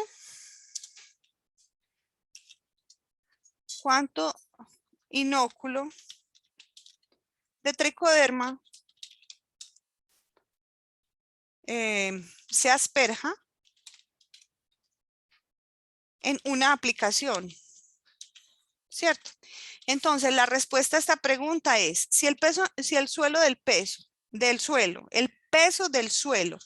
son 1.200 toneladas, ¿cierto? Y me están diciendo que aplique 1 kilogramo de tricoderma, de una formulación con tricoderma, 1 kilogramo. Perdón, hago la corrección. Entonces, eso quiere decir que yo divido 1.200 toneladas sobre 1.000 gramos de formulación de tricoderma. Ustedes están viendo mi pantalla, ¿cierto? Eso quiere decir que yo tengo 1.2 en 1.2 toneladas, me está cayendo 1 gramo de tricoderma. Ustedes pueden creer eso. Son 1.200 kilos y en 1.200 kilos, en una tonelada son 1.200 kilos. Entonces eso quiere decir que la cantidad es supremamente baja. Esto responde a la pregunta que me hicieron y es decir, ¿cada cuánto tengo que hacerlo? Ojalá lo más frecuentemente posible que el bolsillo dé. Si no se puede así, hay una forma y es que a la materia orgánica que se aplica, a los fertilizantes orgánicos, al compost, se le aplique tricoderma. una pequeña dosis de tricoderma para que crezca ahí y cuando se vaya a aplicar el fertilizante orgánico en suelos, este ya esté inoculado con los controladores biológicos. Esa es una de las cosas que hacemos en control biológico. Favorecer los sustratos en los cuales se siembran plantas. Doctora, una consulta. Sí, dígame. Dentro de la misma perorata que nos dan los vendedores de producto, nos dicen que el tricoderma ya viene activado desde el laboratorio, es decir, que viene en una fase algo así como de dormancia, donde ellos en laboratorio ya lo alimentaron y prácticamente serían como soldados de batalla, o sea que llegan al campo, al suelo, ya directo a trabajar, no llegan a alimentarse. ¿Esto es real o qué explicación usted me puede dar de eso? No, definitivamente, pues me gustaría mucho saber cuál es el argumento técnico que esgrimen para eso, porque pues no. El tricoderma, cuando se formula en laboratorio, uno formula estas esporitas. Pues pequeñas esporas aquí, no, perdón, yo voy a hacer cambio. Por favor, me dicen si están viendo mis imágenes, la presentación que están pequeñita que tengo en este momento abierta. ¿Han visto este cambio de imagen? ¿No?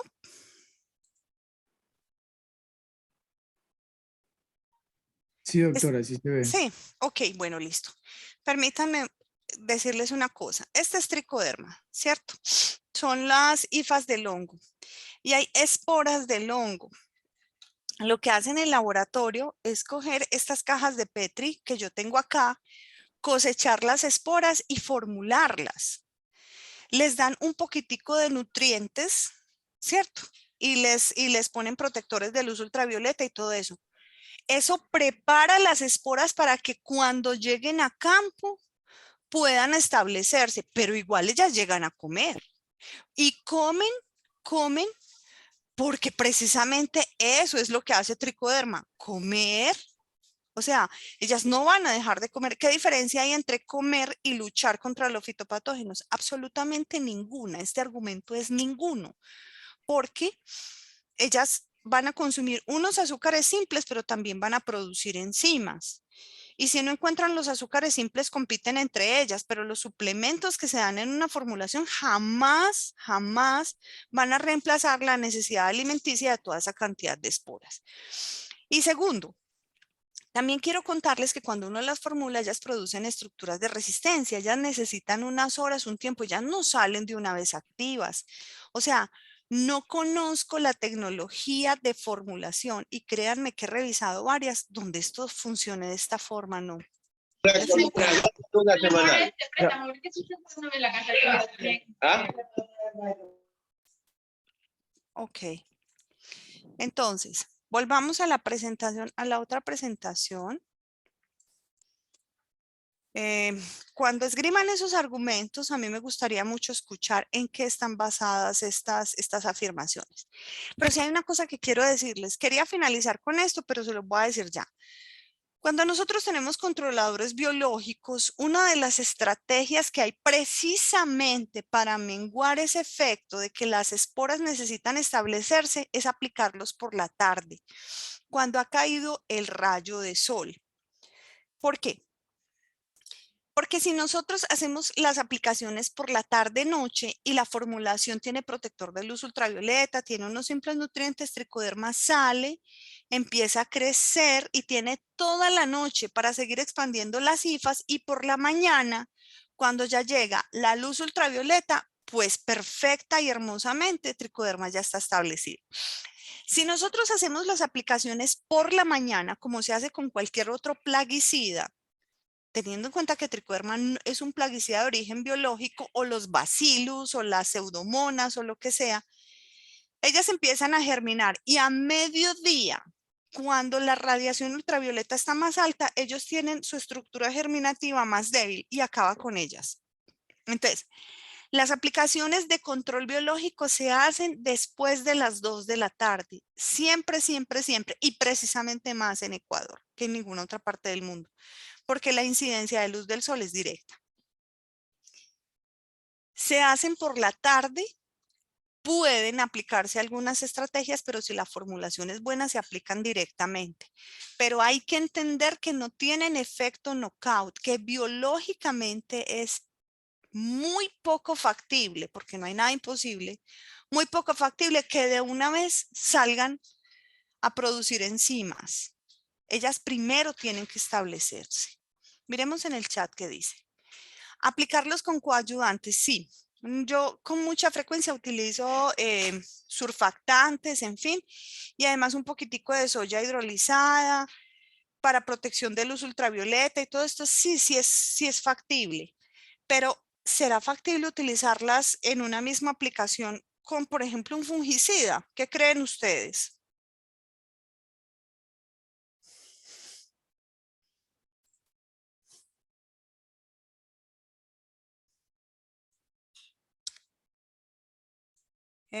A ver, Gabriel, solucionemos primero la pregunta de los fungicidas y después pensamos lo del ácido húmico, que es factible si el pH no se puede. Carlos, exactamente. Tricoderma no se puede aplicar con fungicidas porque tricoderma es un hongo. ¿Se podrá aplicar con fertilizantes foliares? La respuesta es no. Porque esos cambios de pH extremo, esos iones, acuérdense que el cobre es fungicida, excesos de calcio son fungicidas porque la cal precisamente se utiliza. Se puede mezclar con un fungicida de botritis, un bacillus. No, la respuesta es no. Porque bacillus y tricoderma tienen mecanismos de inhibición mutua. Bacillus produce enzimas que inhiben los hongos y tricoderma a su vez produce antibióticos. No, los reguladores biológicos son seres vivos y son totalmente contrarios. Dicen, pero si hay compatibilidad, si hay acción, si no sé qué. Juan, te insto a hacer un experimento de aplicar primero el uno y luego el otro en rotaciones a ver cómo te va, pero juntos no, ni con insecticidas. Otra pregunta. Si yo tengo micorrizas establecidas en el suelo, ¿puedo aplicar tricoderma? Cuéntenme ustedes qué piensan.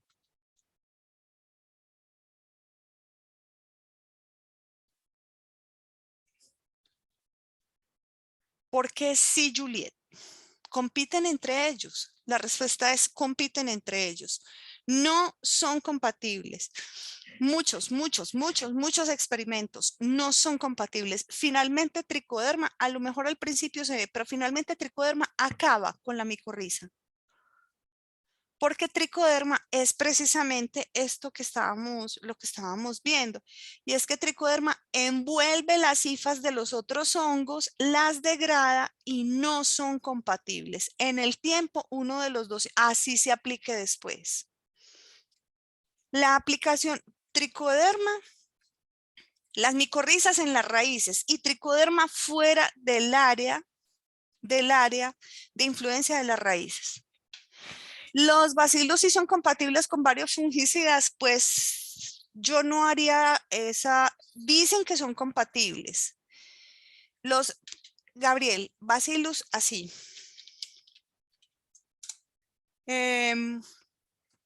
Dicen que son compatibles, pero la verdad es que nosotros tenemos muchos fungicidas que a su vez tienen acción bactericida. Yo no los aplicaría juntos. Bacillus con insecticidas se podrá. Ahí sí, Juan, no sé. Depende. Hay insecticidas que tienen unos núcleos metálicos que yo no creo que sean convenientes para bacillus. Yo les reitero, bajo mi experiencia, Bacillomyces con tricoderma. ¿Tú qué crees, Carlos? Bacillomyces es un hongo y tricoderma un hongo que parasita otros hongos. ¿Cuál sería la respuesta?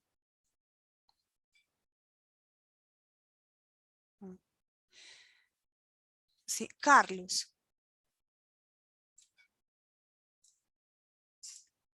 Te ayudo a responderte a ti mismo. Tricoderma es un hongo que parasita a otros hongos.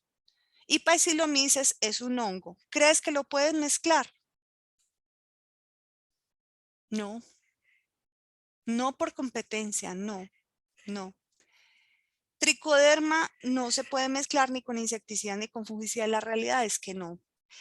Cuando tricoderma se ve en un medio que es tóxico, empieza a producir unas estructuras que se llaman clamidosporas, que son estructuras de resistencia. Nosotros no queremos que tricoderma produzca ese tipo de estructuras porque son estructuras de resistencia que van a perdurar mucho tiempo en suelo. Y yo no necesito que perduren el tiempo en el suelo 40 años. Yo lo que quiero es que de una vez esté en esporas activas que salgan a trabajar, a hacer el trabajo enzimático. Entonces, eso es.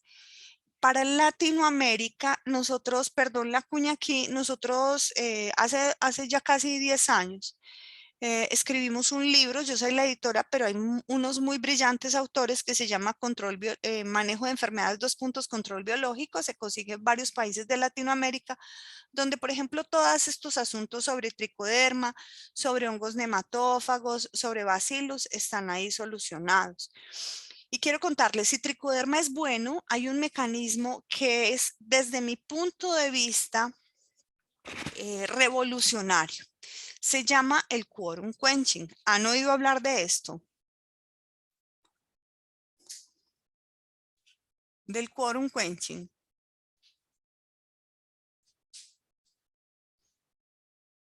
El quorum quenching es una de las estrategias de control que producen los bacilos, pero también otras bacterias. Les voy a explicar cómo funciona esto.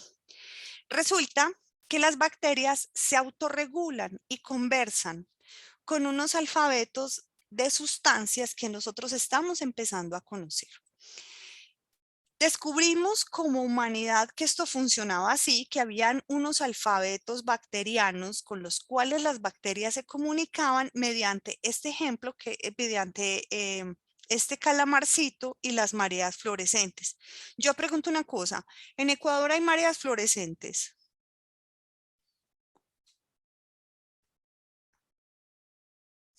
Miremos. Ok, gracias, Carlos. Resulta que hay partes del mundo donde esto sucede. ¿Qué es esto?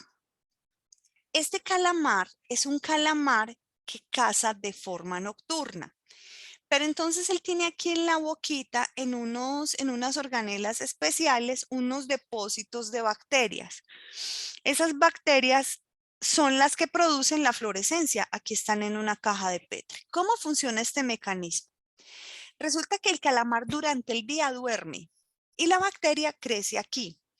Por la noche hay tanta bacteria que ellas cuentan el quórum. 1, 2, 3, 4, 5, somos 8 millones. Listo, entonces encendamos y encienden unos genes que se llama el sistema Lux, el operón Lux, que es de producir esta luz. El calamar utiliza esta luz para pescar. Los peces por curiosidad se arriman a esas luces y él pesca, pero no solamente pues pececitos, sino otros organismos. Entonces, cuando ya es medianoche y ya el calamar ha pescado, ya ha comido, ya ha cenado, entonces él dice, no puedo cargar tantas bacterias, qué pereza, o sea, no me conviene, y ¡fra! Las libera al agua. Cuando las libera al agua es que cuando se ven estas mareas fluorescentes. Las bacterias empiezan a diluir en agua y cuando cuentan el quórum, 1, 2, 3, 4, no, ya somos muy poquitas, ya apaguemos el sistema Lux. Eso se llama un sistema de autorregulación. Eso es el quórum sensing. Las bacterias sensan el quórum. ¿Cuántas son? ¿Cuántas santomonas somos? 1, 2, 3, 4, 5, 6. No, todavía no ataquemos esta pasiflora. 1, 2, 3, 4, 100,000. No, todavía no. ¿Cuántas somos? 7 millones. Listo, ya sí, ataquemos. Somos muchas, el sistema inmune de la planta no nos va a frenar. Eso se llama contar el quórum, se llama quórum sensing en microorganismos. Es un asunto fascinante, pero más fascinante resulta el hecho de saber que hay otros microorganismos, ¿cierto? Bueno, mediante el quórum sensing, las bacterias producen factores de virulencia, bioluminiscencia, como vimos en el ejemplo, producen antibióticos, esporulan, por ejemplo, como los bacilos, o algunas forman biopelículas.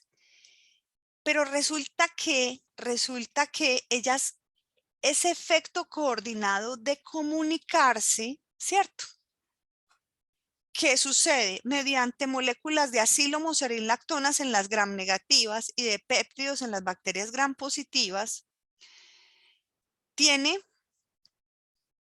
un mecanismo que puede silenciar esa comunicación bacteriana. Entonces vamos a suponer lo siguiente. Esta es una acilomoserinlactona, ¿cierto? Y se están comunicando, estas bacterias, por ejemplo, Agrobacterium tumefaciens, se está comunicando toda su población para producir conjugación, para producir más bacterias. O, por ejemplo, Sterwinia para producir pectinasas que degraden las paredes celulares. O Sterwinia carotovora para producir exoenzimas. Pero resulta, voy a saltar aquí rápidamente, que hay, no, tengo aquí, que hay formas de recortar estas lactonas, estas acilomoserinlactonas. Hay enzimas que degradan y cortan esto aquí, esto aquí, esto aquí. Y estas bacterias entonces no se pueden comunicar. Al no poderse comunicar, no van a producir la enzima, no van a producir la fluorescencia, no van a producir el factor de virulencia.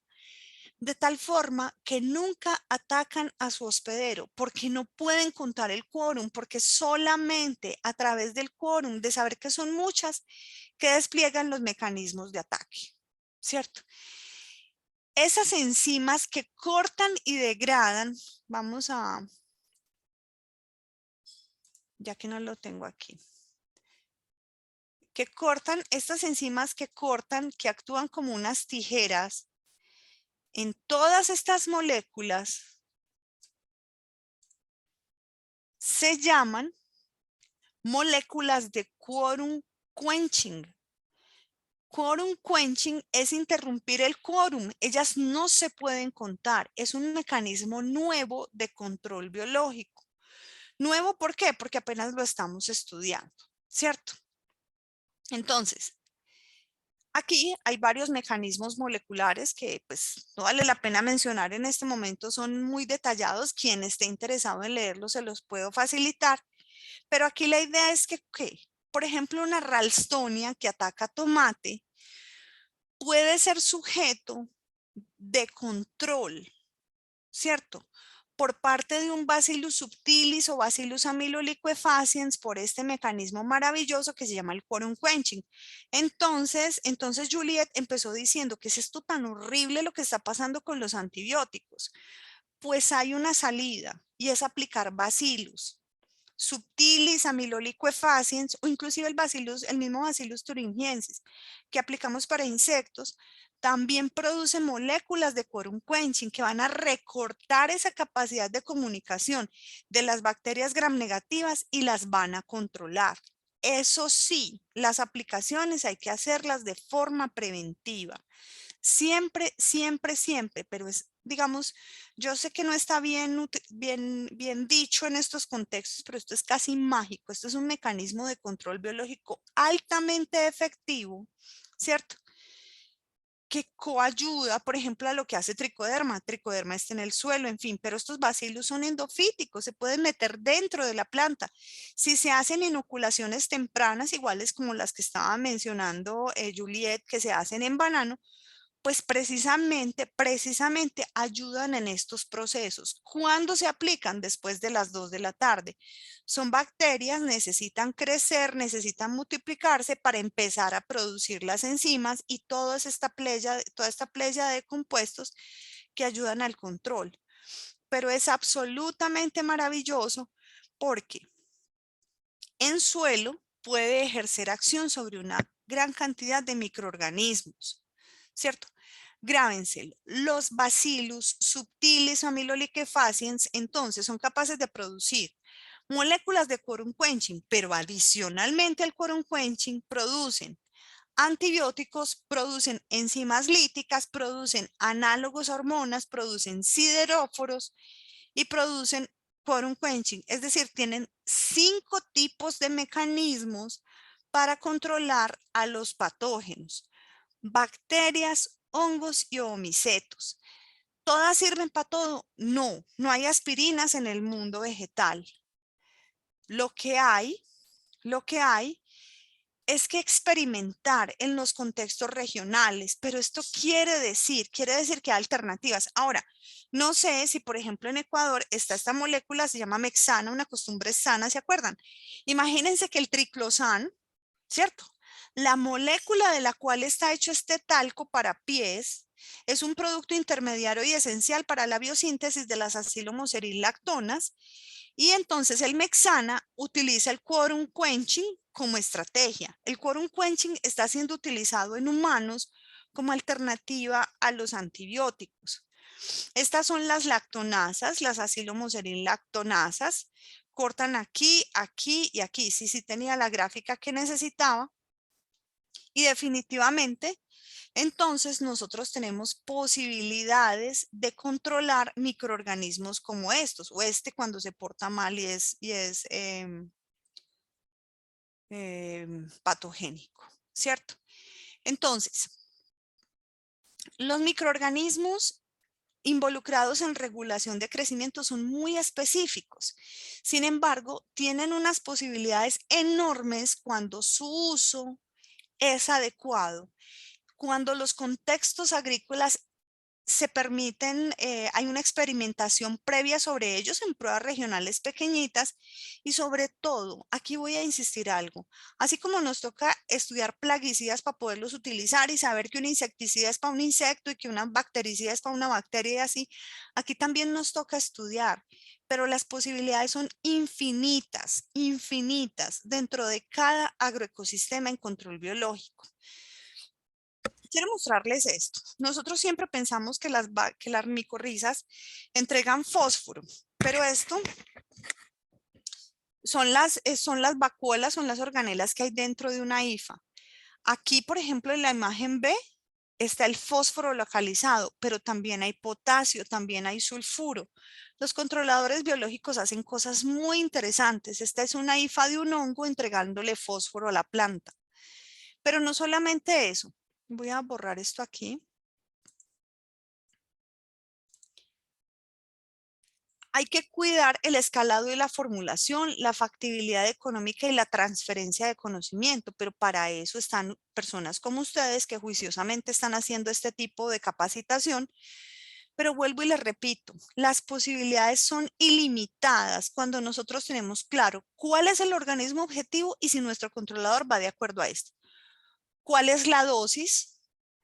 Ustedes ya hicieron el cálculo en el chat, 1200 toneladas dividido una formulación poquita. Entonces, ¿cada cuánto lo aplicamos? Cada vez que podamos. Las condiciones ambientales, la compatibilidad, todo lo que estábamos hablando. Pero por último, quiero dar un mensaje. Les he hablado maravillas, pero biológico no significa inocuo. Igual que con los insecticidas y con las moléculas de síntesis química, aquí hay que tener cuidado. Aquí hay que tener cuidado, definitivamente, porque hay otro lado oscuro que ellos tienen, los controladores biológicos que no hemos contado y que hacen que igual el mismo cuidado que hay que tener con un plaguicida de síntesis química, un plaguicida químico de uso agrícola, haya que cuidarse, pero es importante saber que las alternativas existen. Carlos, ¿la concentración del producto tiene relevancia al momento de elegir cada cuánto aplicar el producto? Sí. Sí, claro. Si tú tienes concentraciones de 1/10 a la 8 esporas, que esos son 100 millones de esporas, y tienes otro que tiene 1000 millones de esporas, ya sabes que ese tiene 10 veces más. Entonces ese va a ser un poco más eficiente, ¿cierto? Vuelvo y le repito, no aplicar todos juntos, sino rotarlos, ¿cierto? Una semana uno, otra semana el otro, o cada 15 días, o cada mes, o lo que sea. Solitos actúan mejor que en sinergia. Se los juro, no tengo tiempo de mostrarle todos los experimentos, pero a lo largo de como de 25 años, de estar estudiando este tipo de fenómenos, puedo decirles que es mucho mejor aplicarlos solos si la posibilidad existe. Si no hay nada más que hacer porque no hay operarios, porque el dinero no da, lo que sea, pues bueno. Pero lo ideal es aplicarlos solos. Aplicarlos por las tardes y aplicarlos de la forma más frecuente posible. Latinoamérica, por ejemplo, utiliza básicamente hongos, pero quiero mostrarles que Bacillus thuringiensis es el 53% de los pesticidas que se utilizan. Las otras bacterias están tomando fuerza frente a los hongos. Y vuelvo y les digo, con esto que les acabo de mostrar de los plaguicidas, de los bioplaguicidas basados en bacterias, las expectativas pueden ser muy buenas.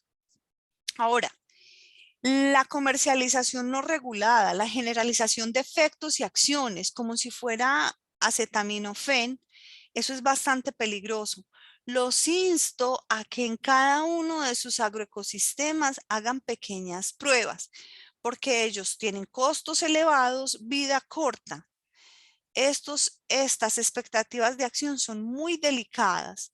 Entonces, quiero decirles que aquí las posibilidades son ilimitadas, pero hay que ayudarse con otros controles.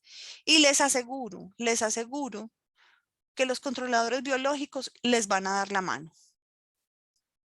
Si las micorrizas no se pueden usar con fertilizantes fosfatados en tricoderma, ¿cuál? Para utilizar los productos biológicos tendríamos que ser orgánicos. Voy a empezar por ese y después voy a la otra. No. Se pueden rotar en un esquema. Solo que Dayanara y el resto de ustedes, quiero que tomen en cuenta que si utilizan tricoderma y a la semana siguiente un sistémico, la población de tricoderma se les va a caer. Pero si meten un bacillus y a la semana siguiente un fungicida, inhibidor del ergosterol, pues bacillus no tiene ergosterol. No los apliquen juntos, pero sí es posible rotarlos. Y quiero decirles que una forma de mitigar esos efectos inhibitorios de los fertilizantes químicos sobre los controladores biológicos es el suelo, es las prácticas de conservación de suelo, es tener coberturas vegetales en los suelos en la medida que sea posible, los abonos verdes, la materia orgánica. Es la forma de mitigar y de paliar los efectos que tienen los fertilizantes en los controladores biológicos si así los quieren tener. Inclusive es una forma de ahorrar plata en varios sistemas. Hay sistemas donde no se puede porque hay que cubrir el suelo, lo que sea, pero en la mayoría de contextos donde es posible hacer prácticas de conservación de suelos, porque los suelos son súper importantes,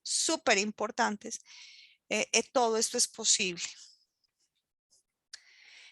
Yo creo que con esto y cumpliendo con nuestro itinerario de vuelo, terminamos esta sesión. Les agradezco mucho y quedo atenta entonces, Antonio. Sí, sí, Carlos.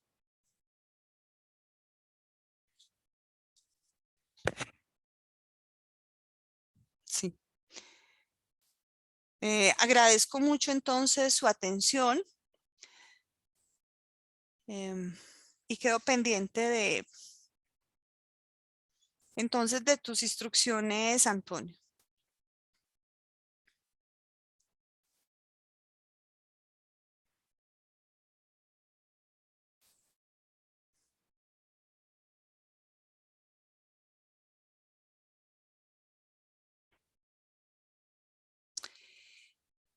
Para el control de Erwinia, recomendable aplicación aérea o al suelo. ¿Cuál Erwinia?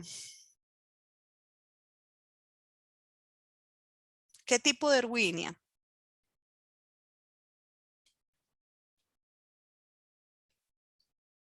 Pero en banano. Ok. Tienen Erwinia en banano. Están teniendo diqueia. Aquí en este caso al suelo, pero también al pseudotallo. Pero quiero decirles que no es posible cuando ya hay una infección sistémica mejor dicho, que la planta se recupere. Aquí definitivamente estas aplicaciones son preventivas. Entonces estas aplicaciones para Erwinia es con cobre pentahidratado. Ok. Venga, yo le pregunto una cosa a Carlos. ¿Aplican Bacillus con cobre?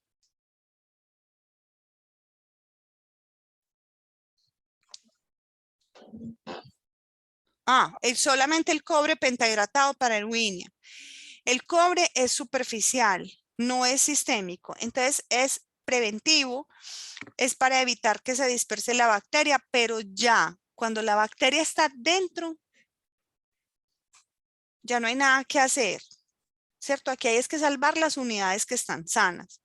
Lo que esto va a hacer es retrasar, ralentizar el proceso, pero definitivamente no va a ser curativo tan fácilmente, a no ser que las poblaciones bacterianas estén bajitas.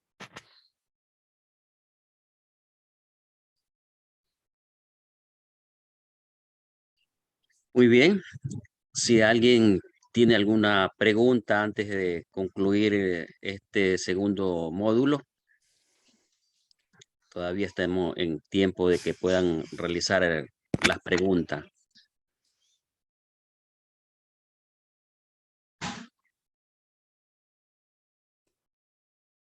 Virosis. Bueno, este sí nos quedó. Bueno, me faltó decirles. Los bacillus, tricoderma, todos esos inducen o estimulan sistema inmune en plantas. Pero aquí por cuestión de tiempo sí nos hizo falta un capítulo, Antonio, que es inducción de resistencia o sistema inmune en plantas. Para virus no hay exactamente un parásito o algo así. Aquí lo que hay es un sistema inmune que luche, igual que en humanos, pues. Entonces, Bacillus, por ejemplo, induce resistencia sistémica, tricoderma también, pero con reserva de sumario dependiendo de nutrición, factores ambientales, etc. Juliet, ¿tienes una pregunta? ¿O tienes la mano levantada? No sé si tengas una pregunta o una observación.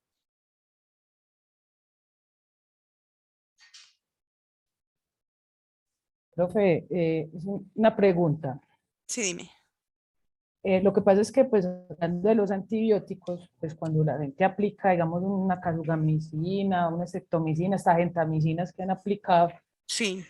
eh, o sea, después de aplicación de ese tipo de productos, si, por ejemplo, una persona que hace una transición de una aplicación de un antibiótico a una aplicación con un bacillus, pues, no sé, Subtilis, Amiloliquefacins u otro, ¿cuánto tiempo se tiene que esperar para hacer eso? Porque es que tengo entendido que pues estas bacterias pues tienen lipopéptidos cíclicos que hacen antibiosis también, entonces no sé si eso puede haber algún, no sé, o sea, algún efecto adverso por la aplicación de antibióticos anteriormente. Pero es una parte, hay dos, pues la capacidad de producción de lipopéptidos, de extensinas, de este otro tipo de antibióticos en Bacillus versus los antibióticos remanentes en suelo por aplicaciones previas de antibióticos sintéticos si tienen una connotación. Pueden estar, ustedes saben que el coeficiente de extinción de las moléculas es variable, pero es amplio. Entonces, una de las estrategias que hay en suelos es aplicar materia orgánica. La materia orgánica puede ayudar a que ese equilibrio pues, se restablezca y después empezar a aplicar bacillus. ¿Cuánto tiempo? Juliet, mentiría si dijera un tiempo, porque eso depende mucho de los tipos de suelos. Nosotros estamos en andisoles, pero también hay personas que están en oxisoles, en ultisoles, en otro tipo de suelos, en vertisoles, y la materia orgánica allí remanente y los tipos de microorganismos que estén allí determinan estos ciclos. Lo cierto del caso es que para cualquier contexto hay que hacer aplicaciones de materia orgánica que mitiguen un poco esos efectos. Si hay tratamiento para suelo contaminado previo a siembra utilizando biocontroladores, sí, claro. Con mucho gusto, Juliet. Hay tratamiento a suelo contaminado previo a siembra utilizando biocontroladores, sí, se llaman aplicaciones inundativas. Pero esas aplicaciones inundativas es hacer una aplicación en muy altas dosis en un suelo contaminado. Pero siempre después hay que hacer un análisis de laboratorio o una prueba de patogenicidad buscando si sí se controló el patógeno, William, pero sí.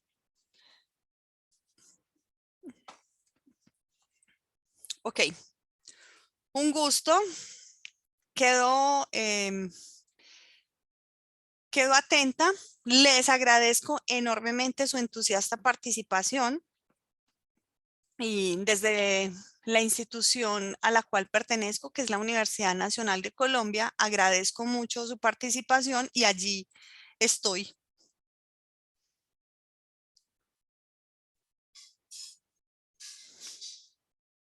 Gracias, Carlos.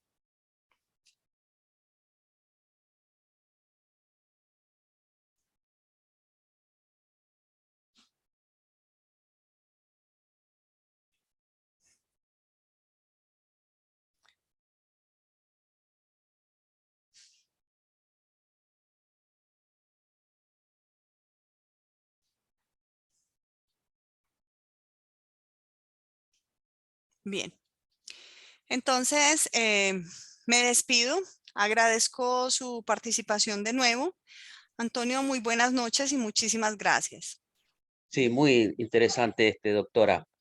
No se olvide de enviar su última diapositiva de la última sesión Ujú. para que los estudiantes pues necesiten ese apoyo y vayan leyendo también a través de las diapositivas, y nosotros el día de mañana más tardar estamos subiendo su clase grabada, esta última.